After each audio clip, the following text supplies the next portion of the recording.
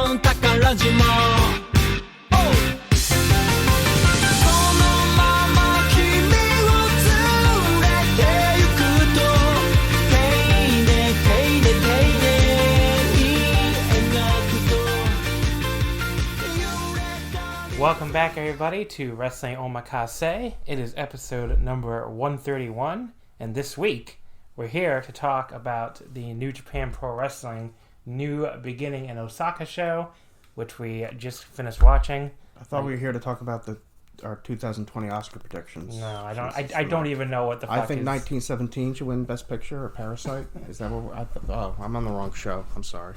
And obviously you're leaving too, so I guess I'm good. I was closing the bathroom door because I realized I left it open. I think it made a big noise on the podcast. I can see it on Audacity.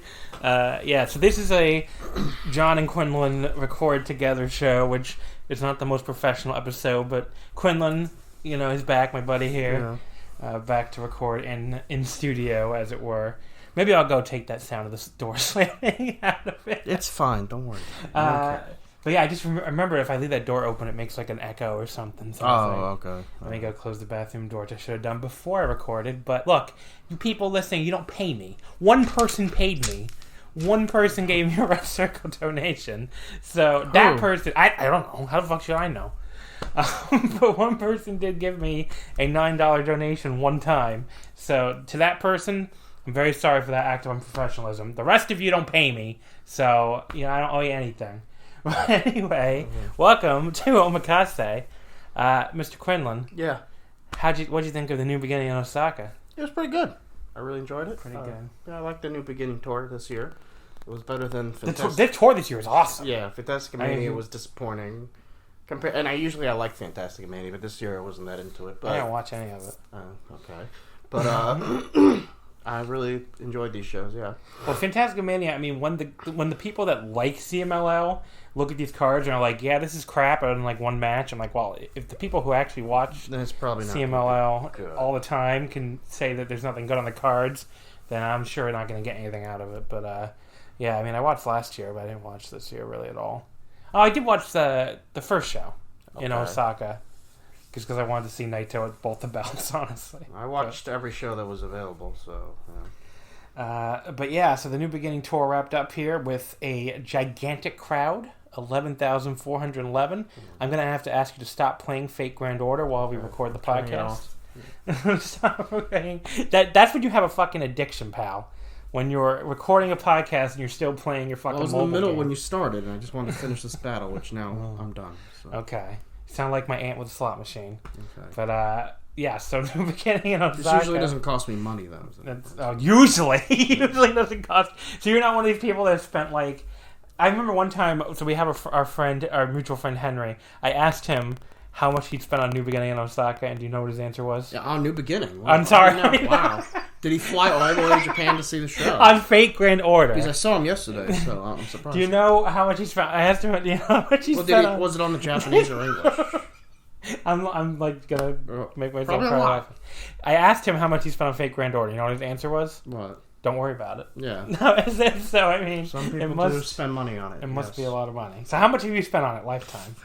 Not that much. Give me a quote, like a fucking... I've been playing it for years, mind you. Maybe less than $100. And I've been playing it for like 3 or 4 years. I guess that's not so Probably bad. even less than that. I definitely heard way worse gotcha stories. Yeah, I'm not one of those people. I think there was like a post on a Reddit once, like, I've spent $20,000 on Bang Dream or something. I know people that spend thousands of dollars on fake Grand Order and couldn't even get the thing they wanted. So. That's so stupid. It's for bits, basically, like bits and bytes and Yeah. JPEGs. Nothing is physical.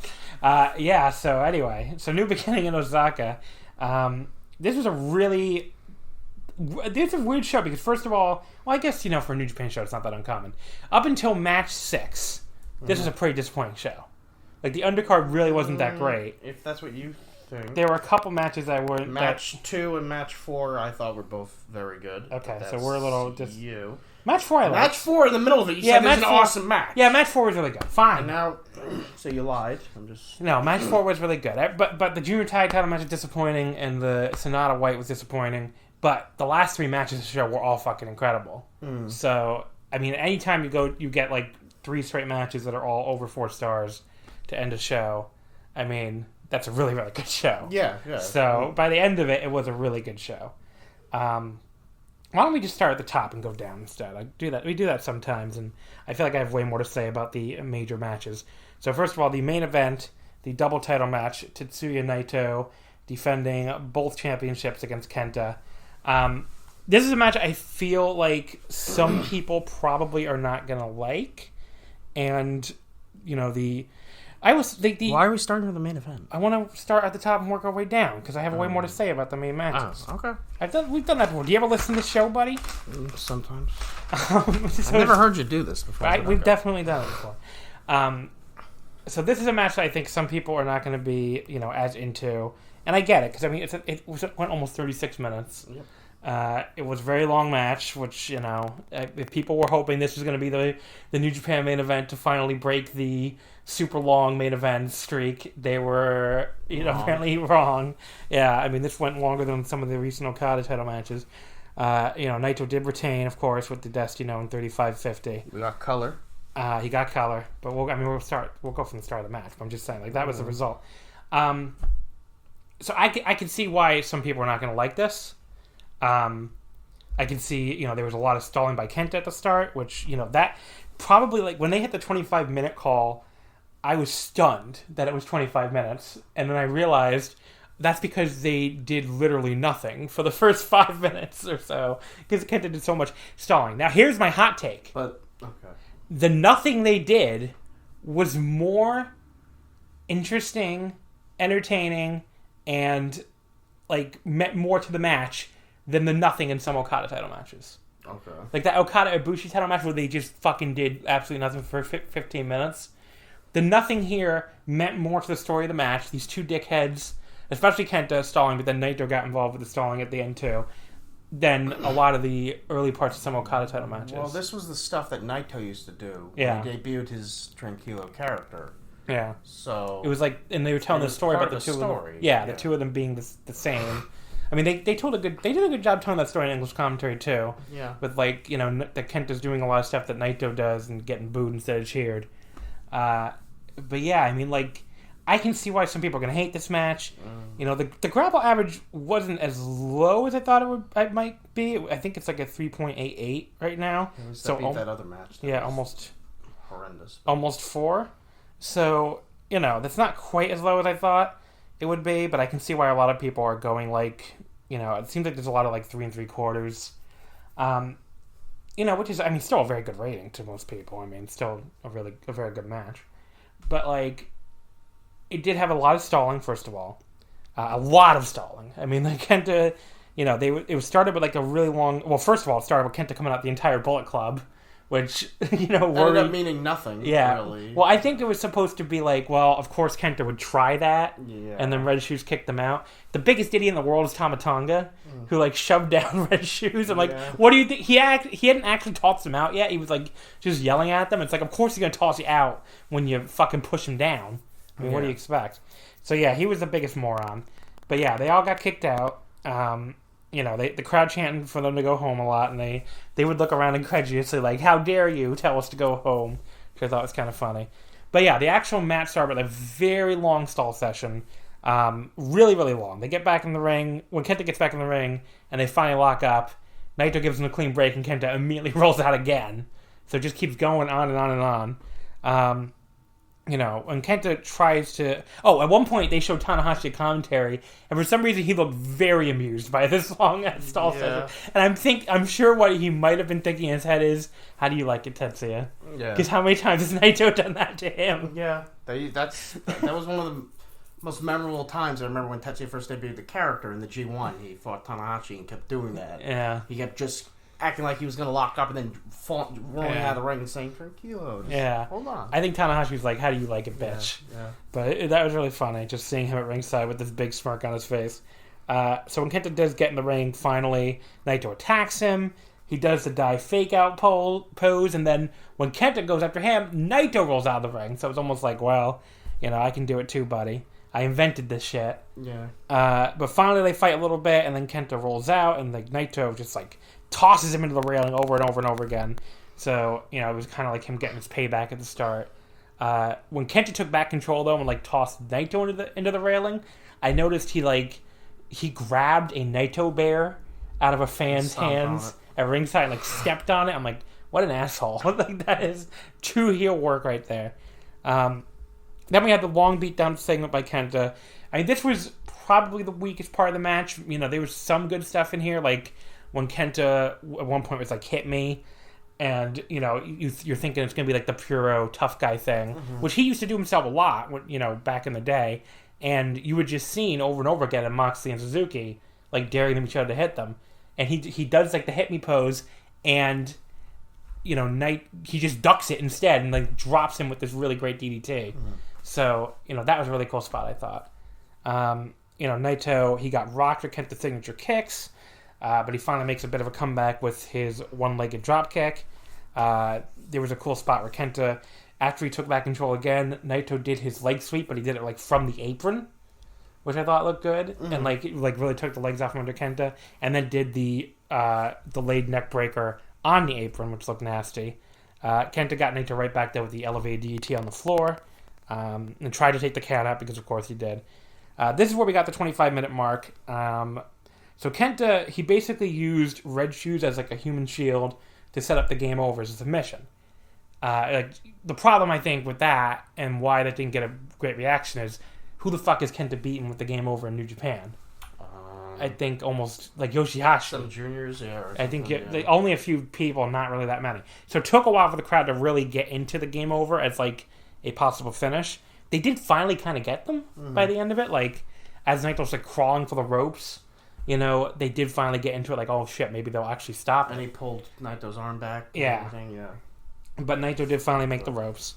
So Naito gave him the top rope Rana and then the Gloria for 2, which they had been saving. Have you noticed during all the hype matches? Yeah. He'd been trying to go for that Gloria because Kenta has that bad shoulder, but Kenta, kept escaping every time. But then here's where, Kenta threw Naito into the ref. Jay White runs out, your favorite guy. You were so angry at Jay.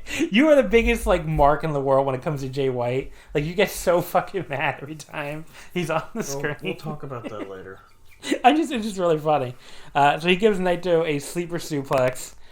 He goes for the Blade Runner, but Bushi runs out to make the save. And first of all, Bushi is Naito's best friend in this unit, apparently. Apparently, he's always the first one out. Naito, remember, he was the only one who came out at Tokyo. The Tokyo yeah, I game. know.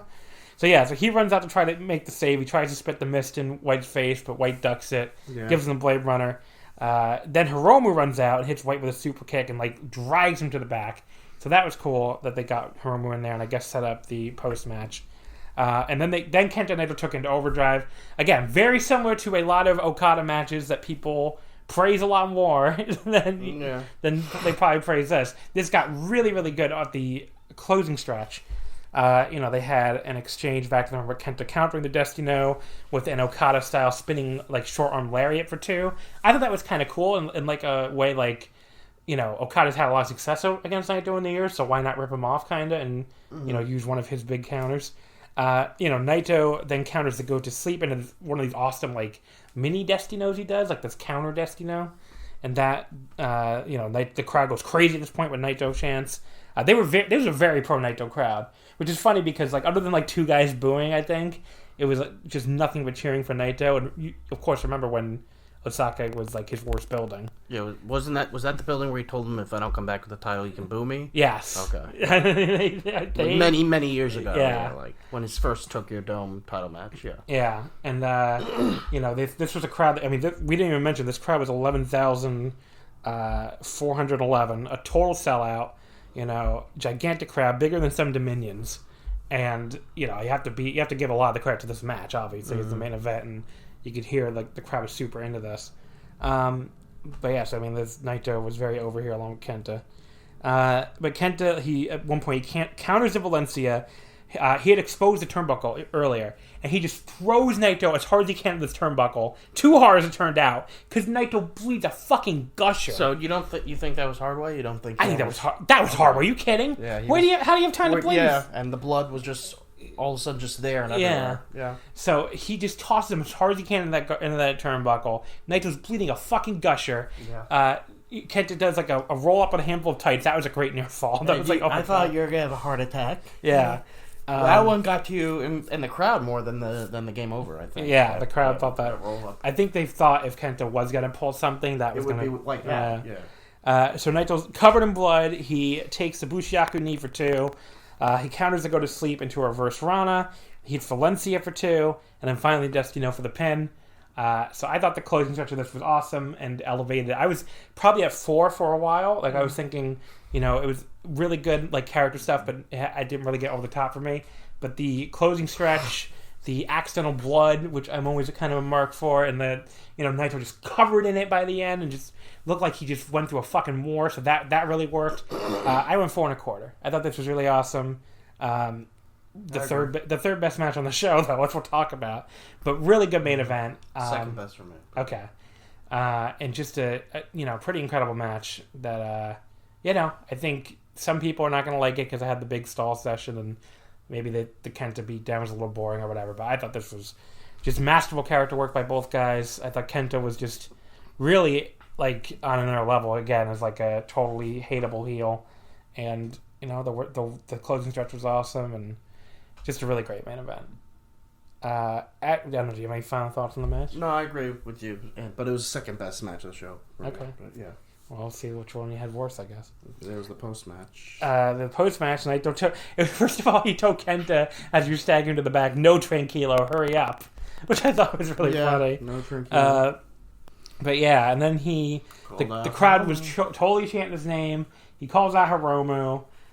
We're going to get the match. Everybody was kind of hoping for and expecting if they both retained here. The heavyweight / IC champion versus the junior champion for the anniversary show. So crowd went nuts for that. Mm-hmm. I can't wait to see that. That's going to be incredible. That should be awesome. Yeah, so probably March 3rd at the anniversary show at Oda Ward Gym, which is already almost sold out. So I'm sure this will be now. Yeah, I'm sure this will move the few remaining tickets. So there you go. So that was the main event. The semi-main event, which was for the IWGP US Heavyweight title, Jon Moxley and Minoru Suzuki. This is one I was probably more worried about this than the main event going in. Like I really wasn't sure what to expect and if they'd be able to have like that kind of really epic New Japan main event, but they fucking delivered here. I thought it was the second best. I thought it was the best match of the show. Okay, to me the second best. But yeah, this went 17-16 before Moxley retained. So they didn't go too long either. Although they didn't count, I guess there was like a brawl before they rang the bell. Yeah. So it really kind of went long. They didn't longer. Count that. Yeah. So Moxley he basically went to the ramp and invited Suzuki to come up on the ramp and fight him. And Suzuki didn't come alone. He brought 2 chairs. And he gave him one. Yeah. He was there, and I was like, he's going to hit him with 2 chairs. Like, no, he's going to give him one. It's going to be a fair fight. Yeah. So he gives him this chair. They have a chair duel. Mox wins that. I almost call him Max. And they keep brawling all over ringside before the bell even rings. Then Red Shoes just rings the bell while they're still fighting on the outside. Yeah, because what is he going to do? I knew he was going to do that. But yeah, they stand and trade elbows when they get back in the ring. And Suzuki started mocking that shimmy thing that Moxley does when he takes an elbow. That was really fucking funny. So that was great. At one point the eye patch fell off again, but at least this time Moxley kind of remembered to blink and act like his eye hurt or something. So that was good, I guess. And then Suzuki... So Moxley set up this table at ringside, but it came back to bite him kind of because Suzuki set up a concerto to the arm, which I don't think I've ever seen before. Yeah. He decided he needed... So first he steps the first chair up in his arm, and he decides he needs another chair. So he goes to the ringside area where the English announcers are, and Kevin Kelly's just like, well, we're dead. We're dead. Yeah, Suzuki, like... Get me out of here, Kevin. Suzuki, like, charges over there and takes one of their chairs, and then, like, just smashes Moxley's arm on the chair. And here's why what I think really elevated this match... Moxley selling his arm was, like, incredible. Yeah. I had no idea this guy, like, I don't know. Again, it's like, not to make this rag on WWE Hour, but when the fuck did this man ever get the chance to do anything like this in World Wrestling Entertainment? I want to say, I never knew how good Jon Moxley was because I never watched him at all on the indie scenes. I mean, the first time I saw him was when he debuted as The Shield, basically. And in WWE, he was kind of there. And now he left, and he's been great since he left. Like, he's been so great. His backstage promos have been awesome, too. Like, well, that doesn't surprise me. His promos were always the best part of him. He doesn't have to talk about people having cancer and making fun of them for it and shit like that. And, yeah. Like, he's so much better outside of that company. And I'm so happy for him for being free from that bullshit and just, taking pride in his work. Yeah, I agree. And all I'm going to say is, I don't know. Like, all I was trying to say was basically, like, when did he ever get to show that he could sell a limb in WWE, right? I mean, never. I can't remember them ever doing that. So he got to sell his plant breaking, but... I don't even know what you're talking about. You don't remember his plant that got destroyed? He had or was it Jericho's plant? I remember their feud was over... One of them destroyed the other one's plant. They gave it a name like George or some shit. I don't remember. And that's why they had that steel cage match that went like 40 minutes. No memory. Yeah, it was bad.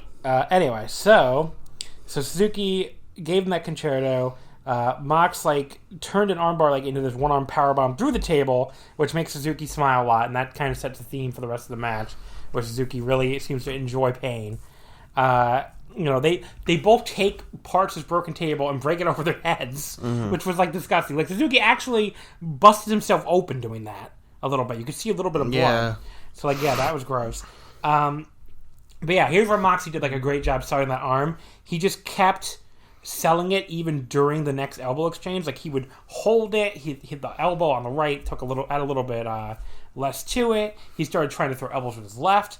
It wasn't over the top either. But it was subtle, but it was really good. So really good job selling the elbow.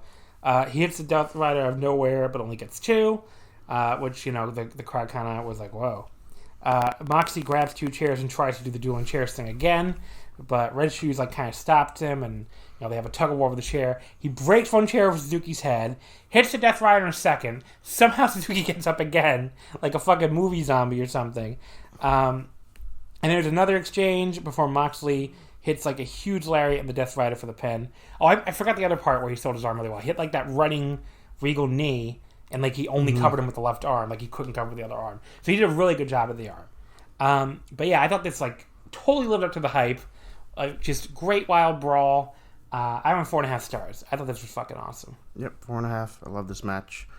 The match was great. It didn't go any longer than it had to. It was perfect. Oh, not perfect, but it was awesome. Yeah, it was awesome. I mean. And Suzuki's just character, smiling and always having this look on his face, he's just, I hope Minoru Suzuki never retires, wrestles for all eternity. I mean, this was the perfect opponent for him, too, so it really worked out well. Although the guy that challenged was very kind of strange. Yeah, that's going to be a weird one. So Zack Sabre Jr. runs out after the match and hits him with the U.S. belt. Well, first of all, I don't know why he wants that stupid title, but... So you can give an explanation, or why he wants hates to be a double Moxley. champion now. I guess. I mean, he might lose the British title. I think he probably will, which made this even weirder. But I guess they want to set it up because if you lose the title and then demands a title shot, it's why would you want? Yeah. Why should you get one? But yeah, so he hits him with the U.S. belt. He posed with the title, and he posted on Twitter, we're going to do this Bernie Sanders or something with the U.S. belt draped over his shoulder. So he's going to become U.S. champion, and Bernie's going to win the primary. Okay. But yeah, after he basically choked him out, too. So there you go. That was I didn't see that one coming, but I had no idea what a Moxley versus Zack Sabre Jr. match will look like, but I'm excited to find out. And yeah, this is like what happens when you have Jon Moxley in a company that has a lot of really fun and interesting singles opponents for him, not other companies. The third from the top, the IWGP Junior Heavyweight title, Hiromu Takahashi versus Ryu-Lee. This was my match of the night. Apparently this was your third favorite match of the night. But I thought this was fucking incredible. So they start out right away, which is like this... What was the match time, actually, before I get into all the details? They went 24 minutes almost. How the hell did they go 24 minutes at that pace? Jesus. But yeah, so it went 23:54. Hiromu beating Ryu-Lee at the time bomb to retain the title. So it started right away with like these crazy German suplexes from Lee that like dumped Hiromu right in the back of his neck. They kept trading like all these little moves, and then they started slapping. Yeah. And the slaps went on forever.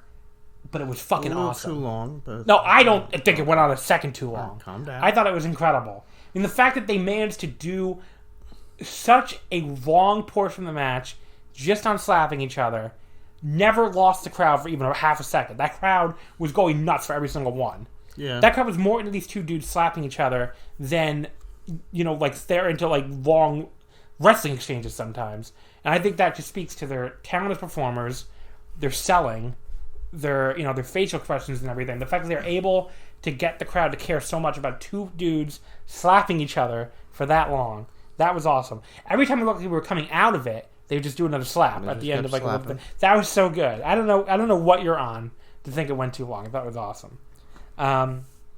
Lee at one point gave Hiromu a Rana, like with Hiromu on the apron. So basically Hiromu's on the apron, Lee's in the ring. He like springboards over it onto the apron and Rana's him all the way to the floor. Hiromu took like a fucking, I don't know, looked like a fucking Shawn Michaels 96 bump. That looked disgusting. Thought that killed his back. There was like a suicide dive. So Lee set Hiromu up on the railing, went back in the ring, did a suicide dive out of the ring, crashed into Hiromu, wiped him out, and like sent him flying into the table behind them. Again, really, really sick. Hiromu did the sunset flip powerbomb to the floor.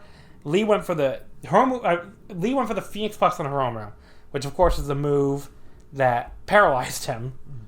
And the announcers freaked the fuck out. Yeah. Like, they were screaming. No, he never hit it. He never hit it. But every time he tried, they acted like they're about to see a death or something. So they sold that really well, the English announcers. Yeah, so I'm sure the Japanese announcers did too. I wonder why they didn't hit it. Maybe they want to save it. I think they'll wrestle again one day, John. Yeah. But the announcers really freaked out. Hiromu countered it into the D, which is that triangle choke he does. But then they had a big long fight in the top rope who would get to hit the double stomp, and Lee finally got it and sent Hiromu like crashing into the apron to the floor. At one point, Hiromu counters, so they were both on the apron. Hiromu countered Lee's running charge onto the apron into an overhead belly to belly, sent them all the way to the floor again. These two dudes were like determined to kill each other, basically. There was like this crazy suplex sequence until Lee went for the Desnucadora, but Hiromu turned it. I may have said that wrong, by the way. I don't know. But Hiromu gets like a counter Rana into the D. That looked really great. But Lee turned that into like a running like powerbomb into the ring corner, which looked awesome. We got the second Phoenix Plex tease, which Hiromu turned into a fucking crazy Canadian destroyer. It looked like Dragon Lee landed on the top of his fucking head. I mean, that was disgusting. Then Hiromu got another destroyer, time bomb for 2. He picked Lee up and just like punched him in the face. Hit another time bomb for the pin. The only critique I could see with this is the finish was like a little anticlimactic, maybe. Like maybe I thought he would have to hit the time bomb too, but I guess he's saving that for like really, really big matches or something. But I mean that's the only possible critique I could see in this match. I mean they went like a million miles an hour for all 24 minutes. Everything looked perfect. There were some slow moments. I don't agree at all. I don't know in the middle where they would just hit a spot and then lay there for a while, and then go to immediately to another spot and then lay there for a while. I don't even remember a sequence like that, but fine. I thought it was incredible. I went 4 3/4. I like this better than Hiromu and Ospreay. I mean, it's very close because I gave them the same rating, but I thought this was slightly better. But I don't know. What did you give it? 4 1/4, I think. Okay. But do you want to? Is that your big critique? They laid there too long or whatever? Well, everyone's entitled to their own opinion, even when they're wrong. Okay. I've seen them have much better matches, these two. I don't know. I think that's. I mean, it's not like I hated the match, Sean. I gave it 4 1/4. That's not. You hated it. Garbage. 4 1/4. Jesus. Like, no, it was still great. There were just some slow moments, and that was. But it was still a great match. It was still an awesome match. I've seen them have matches that I fucking loved and gave 5 stars. And I thought this was better than almost any of their matches. And I love this too. It just I've seen better, but it was really good. It was really enjoyable. I'd love to see him wrestle again. So Hiromu, I think, is off to like a really great, like, most outstanding wrestler case, because I have 2 4 3/4 star matches already for him. Okay. So we'll see. Anyway, match number 5, Sanada and Jay White. Do you want to talk about this one since you're the big Jay White fan here? This match kind of sucked. It was boring. I don't know. Let's be honest. Jay White is pretty boring. You're the preeminent Jay White hater. He just is. I like Jay White, but I don't like him. I mean, I'm not in love with him like some people on the internet seem to be. But I think he's good. He just wasn't great here. This was not his finest. He nearly hour. broke Sonata's neck. I thought he was about to kill. I don't know. Like, the internet really hates Sanada, so I'm sure, or the Western internet, I should say. Well, they're fucking morons. What do you want me to tell you? And I'm sure they're blaming this match on him already. But I mean, look, I went 3 1/4 still. It's not like I hated it. I thought it was fine. A little better than 5. I thought it was pretty good. But for Jay White is doing what like Taichi used to do, and it's just such. And here comes Ghetto, and all the Bullet Club is still doing this bullshit with the interference. That's why all the GOD matches fucking suck, and I'm gonna have to live through another year of them dominating the tag division with that bullshit, apparently. And it's just like, I can't take it. I just want it to go away. Yeah. And I mean, I know for some reason you don't complain about it as much anymore, I guess, because.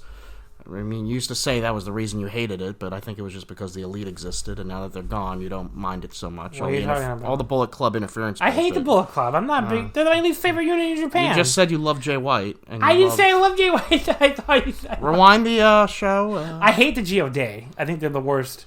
One of the worst tag teams in the world. I mean, the only members of the Bullet Club I've any use for are Jay and Kenta, pretty much, and Taiji. Taiji and Kenta. Yeah, Jay, Kenta, and Taiji. But. I mean, fuck El Phantasmo. I fucking hate him. No, yeah. He's really terrible. But yeah, anyway. So, Sanada and White, it started with a cool little counter sequence until Gato tripped him from the floor, and we started a long heat segment, which was very boring. And why I'm not going to... If people trying to blame this one on Sanada, I think are very wrong. Because are there no. A lot of people... I'm sure they are. I haven't seen any takes yet because I just stay unspoiled. I'm basically recording this right after... we watched the show, but I'm sure there are people trying to blame this on Sanada. The fucking Western pure internet fucking hates Sanada. Why? But I don't know. He's too pretty for them. I don't know. But every time I hear someone says they hate Sanada, and on your podcast, you ask why, they're like, "Cause." But why? Because. Cause. And I like, they can't give a reason. Like, sometimes it's because, well, he doesn't talk much. It's like, well, neither does Ishii. Does he suck? The force of your argument just knocked the microphone over. So you heard like a big noise there. I don't know. But yeah, it's like the match is pretty boring here. Sanada's big dropkick to finally start his comeback didn't really get much of a reaction. The crowd finally did get into Sanada's offense, which was like probably the thing that again they were most into, was Sanada getting them in the Paradise Lock and stuff. This match didn't need to go 20 minutes. Yeah. So Sanada kicked the top rope into Gato's nuts, which was funny. That was the highlight of the match. And Gato screaming, "What are you doing? What are you doing? No, no, no." Yeah, this one 21:52, by the way. Jay White won with the Blade Runner. Did not need to go that long. Nope. And Sanada, he had White in the skull end for a long time, but then he missed the moonsault when he let him go. And then the finishing sequence I thought was actually going really well until they, you mentioned him almost breaking his neck. They messed up that Shiranai into skull end spot, and Jay White did almost drop him right on his neck. I mean, I don't really remember whose fault it might have been. I'm just assuming it was Jay White's. I'm sure the internet will say Sanada and we'll start a war when who knows whose fault it was. I don't know for sure it was Jay White's fault. I just like to assume that. But Jay White came back with the sleeper suplex, a regal plex, and a cross-arm Bloody Sunday, and that led to the Blade Runner for the clean pin. I did kind of like the finishing sequence at least. The clean pin. Is that what? I said queen. That's what it sounded like. So, like, I did like the finishing sequence because it was very definitive. Like, White just kind of hit a bunch of moves and won. He didn't really even need much cheating. I think this is probably a good thing long-term for Sanada. I think he's probably going to go on a deep run in the New Japan Cup again, and they're setting up this losing streak storyline to start it, basically. But yeah, I mean, the finals and semifinals are in his hometown again. So I think maybe he'll at least go to the final again. But we'll see. But yeah, I went 3 1/4. The end kind of saved it for me, but like not enough to go much higher. I mean, it was pretty good. I don't think it was like a total disaster, but it did go way too long. The heat segment was really boring, as I mentioned, so just not great. Match number 4, Okada and Will Ospreay against Taichi and Zack Sabre Jr. Okada pinned Taichi with the Rainmaker in 11:50. First of all, I was surprised the match was that short. I mean, it felt like they packed a lot into the 12 minutes. It was great. This was really good. This was, again, probably the fourth best match on the show. I almost went 4 stars on it. The start of the match for Okada, he kept giving Taichi the clean break and like kidding around, and Taichi's laid his ass out with an enziguri. That was awesome. There was a really great like Will Ospreay and Zack Sabre Jr. exchange, and then Taichi like kind of ran wild on Okada for a while, but then he finally ate a Rainmaker for the pin, which I was a little disappointed they did the clean Okada pin on Taichi because it looked like they were building to something with the two of them still. Yeah, I think your idea might be right that Taichi pins him at some point in the New Japan Cup. See, I thought that going in, but I wouldn't have expected Okada to just pin him clean again like this. Yeah. Like, this felt like a little bit of a blow-off. With the exception of last year's Cup, and that was because the winner was going to main event Madison Square Garden. They announced that ahead of time. Usually a lot of the big names get eliminated early in the New Japan Cup. And someone unexpected or someone that's on the line of getting a giant push usually wins it, and that's what pushes them to the main event, like Ibushi. And who else? AJ didn't win it. Ibushi, Naito. I think Shibata would have gotten the major push if that wasn't his last match. Sabre Jr. Going into this year, I thought Evil was going to win the Cup, but now I'm not so sure. You might be right with Sanada, but I think that is something that could definitely happen. That Okada is eliminated by Taichi at some point. And that would be a great story to continue the feud. Maybe after pinning him twice, he's like, "Oh, this fucker can't beat me," and then he underestimates him, and Taichi beats him in the Cup. That could happen. I feel like the likelihood went down a little bit when Okada beat him pretty clean here, but I guess we'll see. Before this match, we got a bunch of big announcements. Yep. First of all, the announcement at Madison Square Garden, which the Super J Cast have been teasing forever. I'm glad it finally got announced because Dave Meltzer, like a couple weeks ago, wrote in the Observer like, "Oh, they were plans for MSG, but it's not happening." And I went to Jolt the Super J Cast, and I was like, "What's going on?" And he was like, "No, the show's still happening as far as I know." I think what Dave Meltzer might have meant was WWE was doing everything in its power to stop it, and maybe he thought it was going to work. I was going to say, transitioning over, it does sound like Vince tried to stop it again. And you know what the MSG owner's point of view of it is? Yeah. They think, well, Vince McMahon can't draw in the Garden, and he's the number one wrestling genius of the world, so no other wrestling company's going to be able to draw here, so no, we better not get anybody else. Yeah. It's Vince can't draw, who's like the genius that all the wrestling fans love and think is, God almighty. And I think, buddy, if you get on wrestling Twitter for like a nanosecond, you'll find out you are fucking dead wrong. Even his own fans don't like him that much. Although, I mean, they'll say shit on Twitter, but the second he walks out on a live show, about him, yay! And then immediately go back to hating him on Twitter. Why does anyone go to these shows? Can you answer this for me? I don't you know. Watch all these shows. Do you ever get the desire to go to a fucking Raw? Fuck no. Okay. If I went to anything, it'd be a house show, maybe. Yeah, because at least I get to wrestle there, kind of. And I don't understand. The crowds don't make noise, and like you ask, why the fuck are they there? It is very confusing. And I think the only people they're drawing now are the people that don't watch the show. Yeah. Because then they know how bad it is. It's like people that are ignorant of how terrible it's gotten. I remember Murder Brian on Twitter, from Street Fight, during Royal Rumble when I guess the crowd was completely dead for some fucking match. There's a million they were dead for, so who knows? Everything. But he was like, people just go to these shows as a quiet place to think. To read, maybe. No, quiet place to think. Maybe if they haven't seen a family member in a while, they're like, let's go to a quiet place to have a conversation.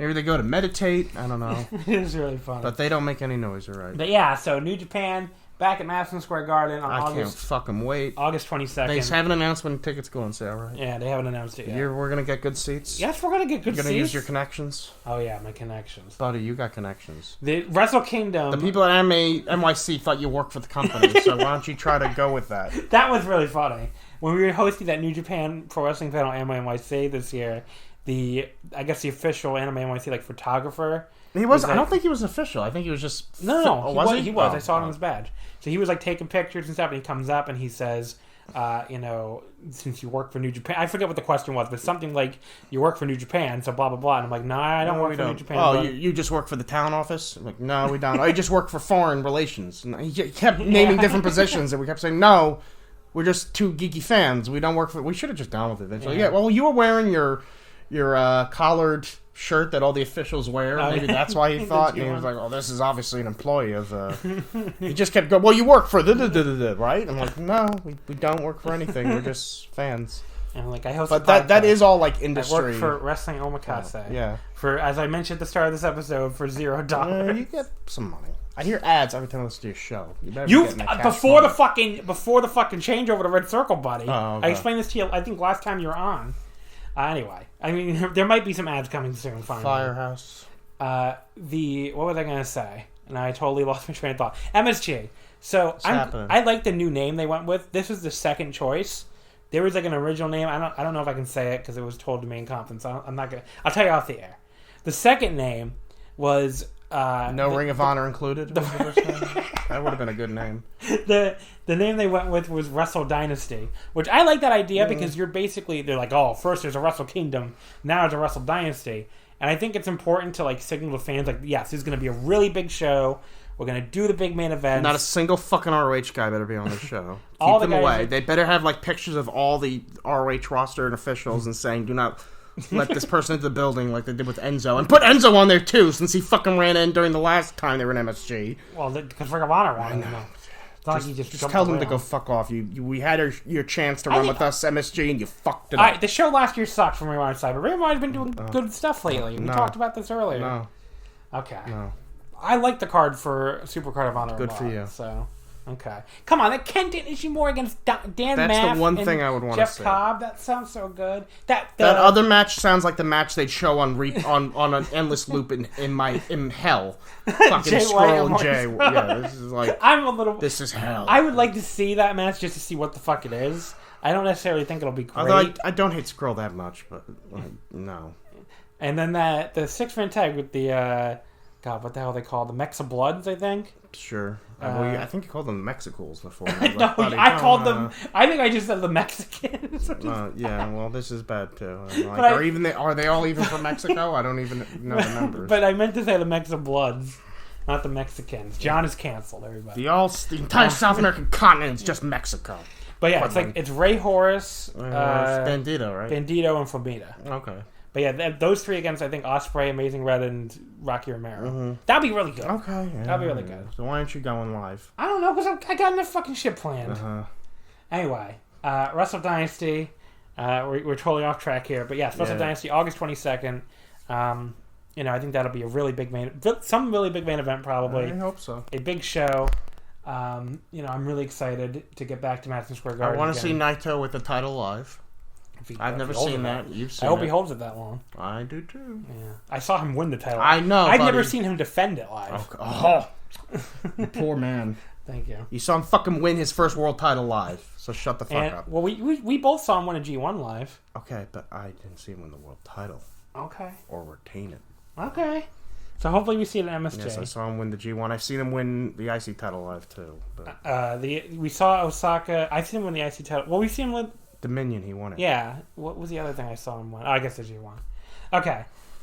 We also got the announcement that Osaka is hosting the opening 2 nights of the G1. Yeah. Plus 2 more nights. I think the second one is actually not in Osaka. I think it's somewhere else in Kansai. Yeah. I think it's the exact place. Not in Dallas. The biggest announcement, though, probably, and the crowd went nuts for this. World Pro Wrestling. So World Pro Wrestling is back on its normal Friday night, on its historical, back in the real boom period, Friday night primetime time slot. It's not on the main TVS Saudi network, but I think it's a sub-network that a lot of people get. I was asking one of my friends who lives in Japan about it, and it's almost like it's like a digital network. Okay. So it's not like it's a satellite network, but it's not like Samurai TV that you have to order specially. You know, like I think only like 6 or 7% of the country gets Samurai TV or something. Like this is a channel that a lot of people get, not like broadcast obviously, but like I'm pretty sure Airbnb had it. I remember looking for it. Oh, okay. I'm pretty sure like a lot of hotels had it that we went to when we were in Japan. So a lot of places have it. I just hope they get back on American TV soon. But yeah, I think this is a big deal. Okay. I mean, this is prime time on a network that a lot of people have. I think they need to get back on American TV too. That concerns me, so that's what matters, because then Japan matters. They'll more be able to draw. Japan's their main base. I know, but I want them to do more house shows in the U.S. and they'll draw more people. There's a lot more if they have TV. Okay. And fucking Access decided to get rid of their highest rated show, like that was always cracking records, because Impact. Impact is such, the big thing that's, that's gonna be huge. That's been slowly dying for like half Impact my bought life. Them. So what? Impact bought them. I know, but that company has never been successful. Why are we trying again? I don't know. Someday, Quinlan, it's gonna happen. If they couldn't do it with fucking Hulk Hogan and Eric Bischoff and all these other stars. Well, I mean, that isn't the period where like they really fucked up. Probably like 5 years before that, where they had Vince Russo, or maybe when they Russo took someone who was revealed was like to use the N-word a lot and made her champion, and I guess I don't even know who you're talking. Oh yeah, well, but there was like almost that much backlash over it because everyone just said, "Well, it's Impact. Who gives a fuck? I don't watch it. Neither does anyone else." And apparently, that was that. Anyway, so again, you're throwing me off track. Mm-hmm. The network thing is a big deal. It is. So I'm very happy for New Japan for that. Hopefully, it raises the stock not just of New Japan, but of all of wrestling. It does sound like it's a big upgrade. So World Pro Wrestling back on Friday night prime time on the network. A lot of people get. That's good. Match number 3. It's like a TBS Asahi sub network. I don't think I ever said that. Yeah, TBS Asahi sub network. Hiroshi Tanahashi, Kota Ibushi, Juice Robinson, David Finlay defeating the Gorillas of Destiny, Chase Owens, and Yujiro Takahashi. Here's the Bullet Club I don't like. Mm-hmm. Bullet Club, when you're talking about it, they really are my least favorite unit by a mile. Okay. I mean, Suzuki-gun is awesome. LIJ is awesome. Yeah. Chaos, you don't think Suzuki-gun is awesome? There are some good and bad members. Who's the bad member? Kanemaru. Kanemaru's great with Desperado. They're a great tag team. He's all right. Well, I mean, I guess Taka's gone, who was in the end, they were making more of a manager, so that was improvement. I guess there's no guys left in LIJ I don't like. Taka Michinoku is an awesome wrestler. Suzuki-gun. Okay, moving on. Taka Michinoku rules. Bullet Club. Suzuki-gun's awesome. Chaos is not really a unit anymore, but they're still pretty good. The main unit's great. The only unit that sucks is Bullet Club. Taguchi Japan's part of the main unit, buddy.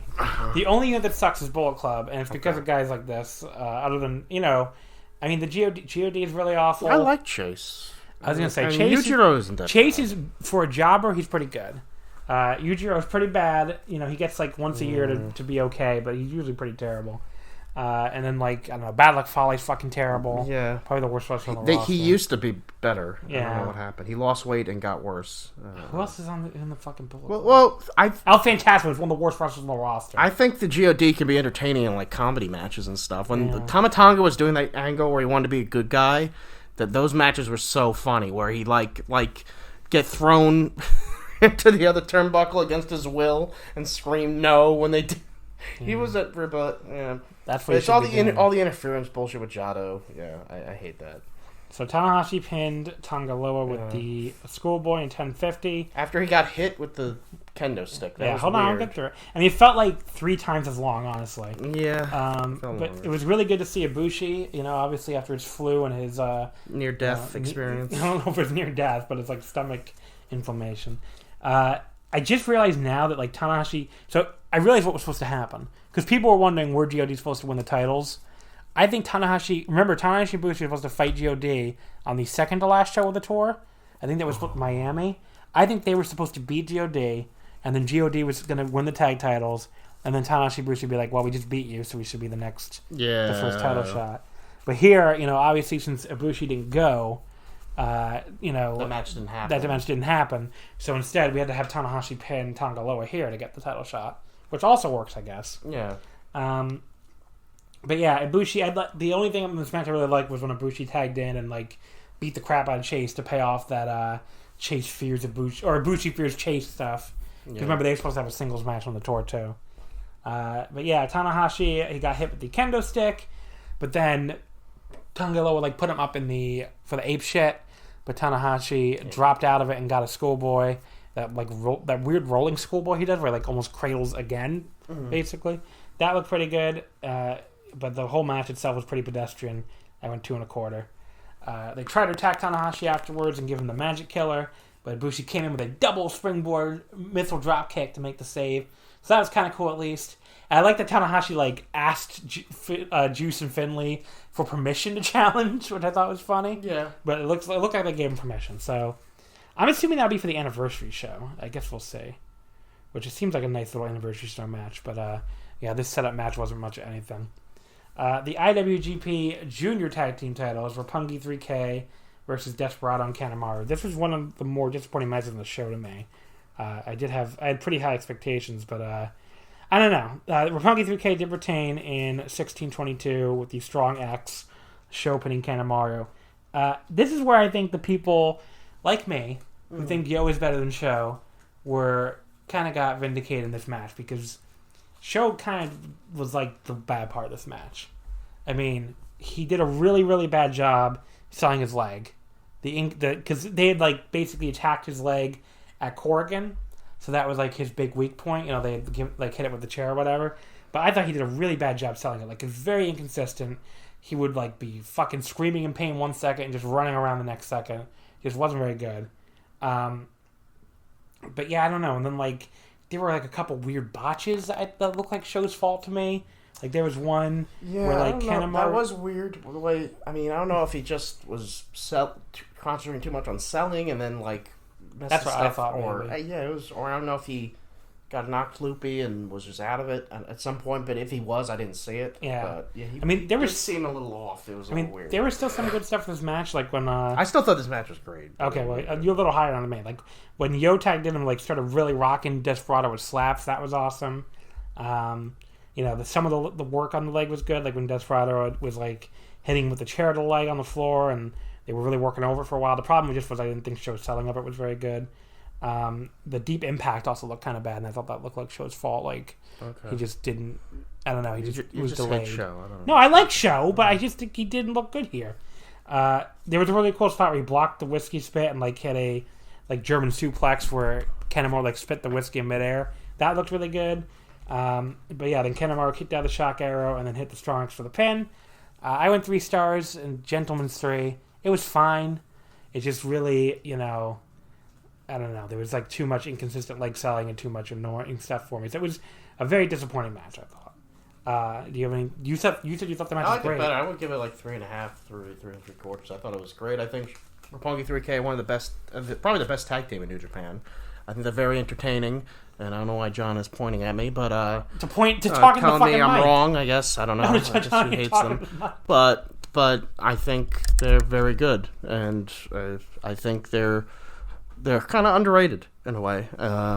And I would love them to move up to heavyweight and breathe some life into that division, but I feel like they'll probably break up before that happens. And when they go heavyweight, they'll probably go singles, I think. Well, I think they're going to be singles juniors first. Yeah, there's that too. So I just see Sho being a heavyweight one day.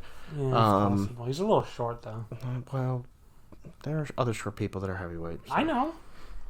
After the match, Taguchi came out to... This is the highlight of the fucking match, really, was this post-match. So Taguchi comes out to challenge Sho and Yo. You know, he'd already just challenged for the Never Six-Man titles, because remember, he helped Giano steal them back at Korakuen, but I guess he's really... You know, he wants multiple titles. Like, it's multiple title fever in New Japan, I guess, with Zack wanting to be double champion too earlier, or later in the show, I mean. But yeah, he comes out, he tries to convince Rocky Romero, who was out there with Sho and Yo, to team with him against Roppongi 3K. He says, yes, you're their manager. And he's like, are you manager? In English, he's like, are you manager? Or you're not manager, you're wrestler. You're a great wrestler. So he's like buttering him up, basically. Mm-hmm. And then he says, we're the mega coaches. Let's challenge the titles. And he has a basketball. He throws it to Rocky.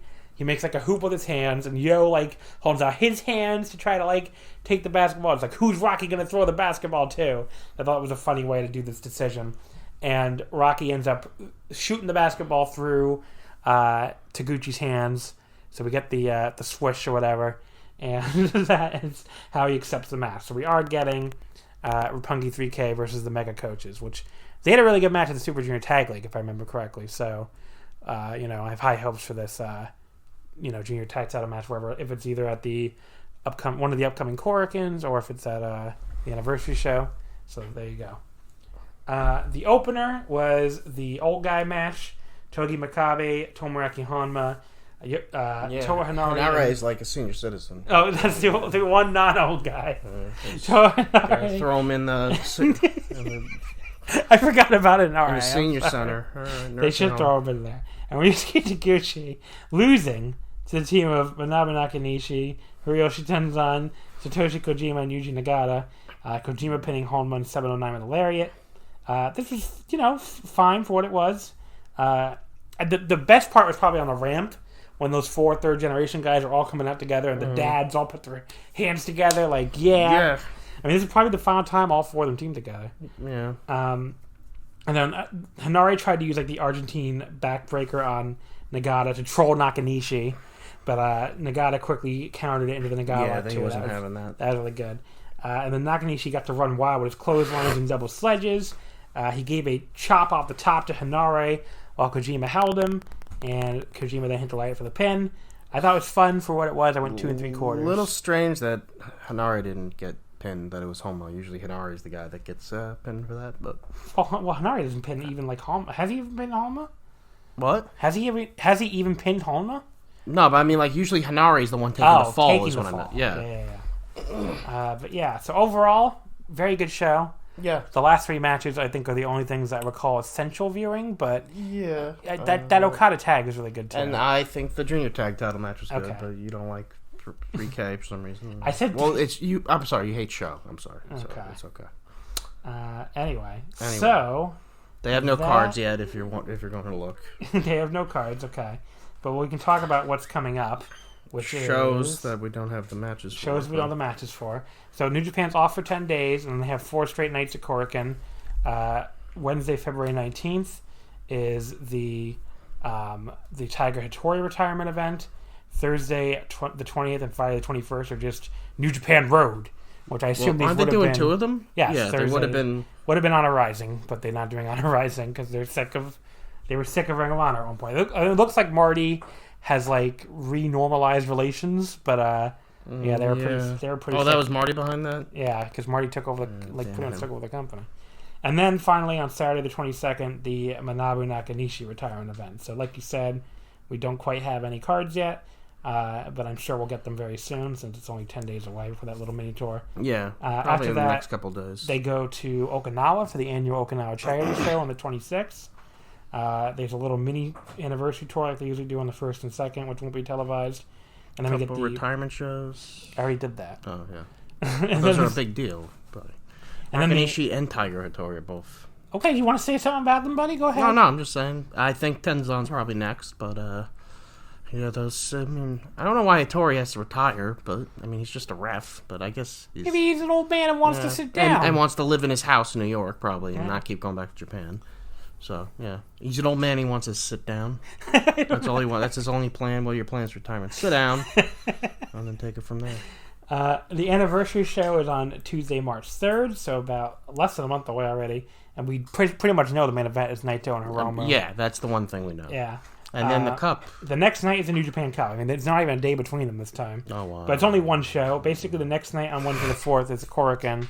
And there's 2 days off before it starts in Aichi.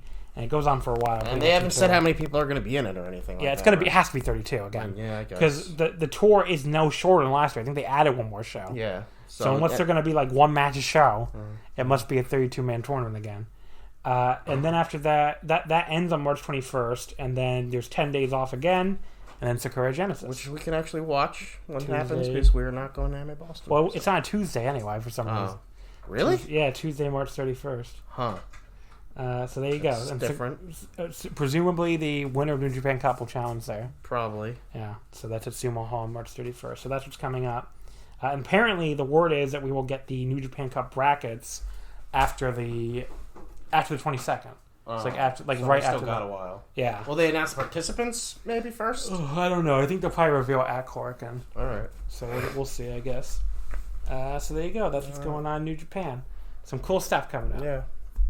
What do you think of the Korakuens? Any major thing? I mean, that 6-man title match was awesome. That was the best. That was the highlight of the whole Korakuen. The rest, some nights we were just there. Some nights were better. I like both the elimination matches. The elimination matches were good. Yeah. But the 6-man was the highlight. That was awesome. That was a 4-star match. Yeah, I loved it. Yeah. I loved the finish. I loved everything about it. I was worried. Are they going to tell the story that the Chaos can finally win these stupid belts when Yoshihashi isn't on the team? Is that what's going to happen? Robbie Eagles is the key. Do you know Yoshihashi's? I think we talked about it on the show before. He is like one of the only. He's like the only guy that's never won a single. Never won a single belt. Not David even the Finlay never is won the six-man. never 6-man, and now the IWGP tag. And the junior and the world tag. Yujiro has won the never open weight and the never 6-man. Chase Owens has won the never 6-man, I think. Hasn't? I think he might have. He might be the other guy. He held the NWA junior title when he came to the company. But... If you want to count that, let me look it up on Cage Match really quickly. But yeah, I mean, you almost can't come up with anyone else except for like Young Lions Hanare. Yeah. So let me see. Chase. Yeah, Chase is the other guy. He didn't have the never 6-man. So. He hasn't? Okay. But he came to the company as NWA Junior Champion. But Yoshihashi has been there forever. Yeah, he's been there. That's different. He's been there since 2012. Yeah. Since he came back. He's been there longer than Chase. A lot longer. Yeah. So, I don't know. Like, is this man ever going to get the hell of a single title in his career? Yeah, I don't know. I thought they were going to make that the story of... the World Tag League, and I thought him and Ishii would win it. No. Before that, like the Destruction in Kagoshima show, when him and Ishii were challenging GOD for the tag titles, and then they make the story like, oh, Yoshihashi finally going to win his first title. When they did make that the story, that was kind of a tip-off that they weren't going to win the titles, because I guess they didn't want to make this poor man look like even more of a loser by pointing out that he has never held a title, and he fails yet again to win a title, you know? Yeah. So, yeah, poor Yoshihashi. But yeah, I guess that'll pretty much wrap it up. Quinlan, do you want to plug anything? What do I have to plug? Your Twitter, I guess. What's my I'm _not_Quinlan. Why do I have to tell you your own Twitter? I don't know. I forget. Okay.